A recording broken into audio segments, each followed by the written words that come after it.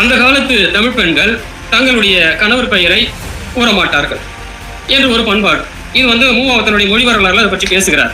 கணவருடைய பெயர் முருகன் என்று இருந்தால் அந்த முருகன் என்ற அந்த பெயருக்கு அந்த ஒலிப்பு முறையோடு தொடர்பு கொள்ளக்கூடிய முருங்கைக்காய் என்ற பெயரை அவர்கள் சொல்ல மாட்டார்.